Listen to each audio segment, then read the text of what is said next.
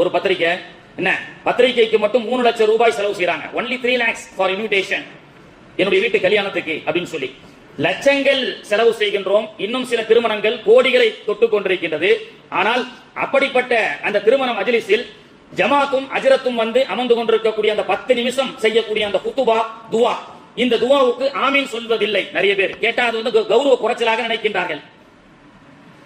ஆனால் பெருமானார் ஸல்லல்லாஹு அலைஹி வஸல்லம் அவர்களுடைய தர்பாரிலே ஏழ்மையான திருமணம் நடந்தது, பள்ளிவாசலிலே நடந்தது. ஜுலைபிப் அவர்களுக்கு பெருமானார் அவர்கள் துவா செய்து வைக்கின்றார்கள். பாரக்கல்லாஹு லகுமா வ பாரக அலைக்குமா வ ஜமஅ பைனகுமா ஃபீ கைர். திருமணத்தில் பெருமானார் அவர்கள் கற்றுக் கொடுக்கக்கூடிய துவாவை பார்த்தீங்கன்னா, எந்த மதத்திலும் காட் பிளஸ் யூ என்று கிறிஸ்தவர்கள் சொல்வார்கள். இந்து மதத்துல மாங்கல்யம் தந்துனானே நமக ஜீவன ஹேசுனா அப்படின்னு சொல்லி அவர் ஐயர் மந்திரத்தை எடுத்துக் கொடுக்கின்றார். எல்லா மந்திரங்களும் தம்பதிகளை மட்டும்தான் வாழ்த்தக்கூடிய துவா. அங்கே திருமண அவையிலே நாம இந்த துவா பெருமானார் அவர்கள் கற்றுக் கொடுத்தார்கள். தம்பதிகளுக்கும் இறைவா பரக்கச் செய்வாயாக. இந்த தம்பதிகளுக்காக வாழ்த்து வந்திருக்கக்கூடிய ஜமஅ பைனகுமா, இந்த ஜமாத்துல வந்திருக்கக்கூடிய எல்லாருக்கும் பரக்கச் செய்வாயாக. இன்னும் இந்த தம்பதிகள் மூலமாக பிறக்க இருக்கின்ற வாரிசுகளுக்கும் இறைவா பரக்கச் செய்வாயாக.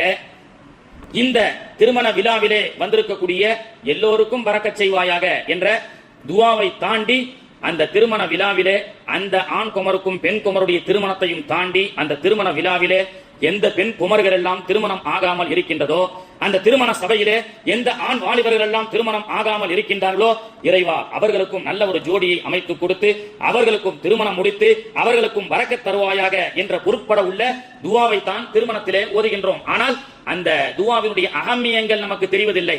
அங்கே பட்டாசுகளும் கேலி கூத்துகளும், அங்கே இறைவனுக்கு புறம்பான காரியங்களும், அல்லாஹ் ரசூல் எதையெல்லாம் லஅனத்துக்குரியது, இறைவனுடைய சாபத்துக்குரியது என்று சொல்லப்பட்டதோ அத்தனையும் அரங்கேற்றப்பட்டுக் கொண்டிருக்கின்றது. அந்த திருமண ஒற்றை நாளிலே பல லட்சங்கள் பல கோடிகள் செலவிடப்பட்டு அன்றோடு அந்த மணமக்களுடைய பரக்கத்துகள் தடை செய்யப்பட்ட பரக்கத்துகளாக ஆகிவிடுகிறது. ஆனால் இங்கே பெருமானார் அவர்கள் பள்ளிவாசலிலே அமர்ந்து கொண்டு பாரக்கல்லாஹு லகுமா ஜுலைபிபுக்கு திருமணம் செஞ்சு வைக்கிறாங்க. ஜுலைபிப் அன்றாடம் காட்சி.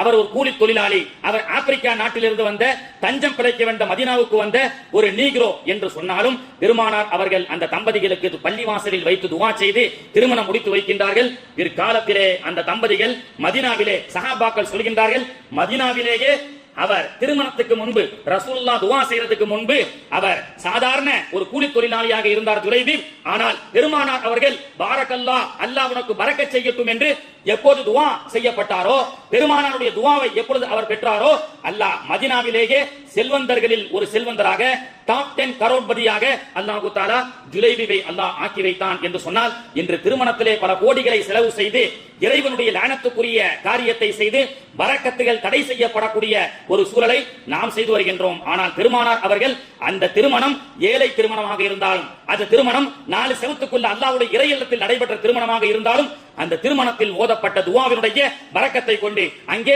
லட்சங்கள் பிரியாணிகள் வைத்து பல அறுசுவை உணவுகள் எல்லாம் அங்கே பரிமாறப்பட்டதில்லை. பெருமானாருடைய காலத்து வாழ்க்கை திருமணங்கள் சாதாரண பேரித்தம்பலங்களை கொண்டு நடத்தப்பட்ட திருமணம் தான். அங்கே பல ஆயிரக்கணக்கான மினிஸ்டர்கள் வரவில்லை, எம்எல்ஏக்கள் வரவில்லை, பல விஐபிகள் வரவில்லை. ஆனாலும் பெருமானார் என்ற ஒற்ற விஐபியால் தலைமை நடத்தப்பட்ட அந்த திருமணங்கள் பரக்கத்துடையதாக இருந்தது. அப்படிப்பட்ட துவாவை, பரக்கத்துக்குரிய துவாவை நாம் அலட்சியமாக கருதக்கூடாது என்பதை இந்த நேரத்திலே நான் பதிவு செய்து கொள்கின்றேன். கண்ணியத்திற்குரியவர்களே, ஆக உலகத்தில் எந்த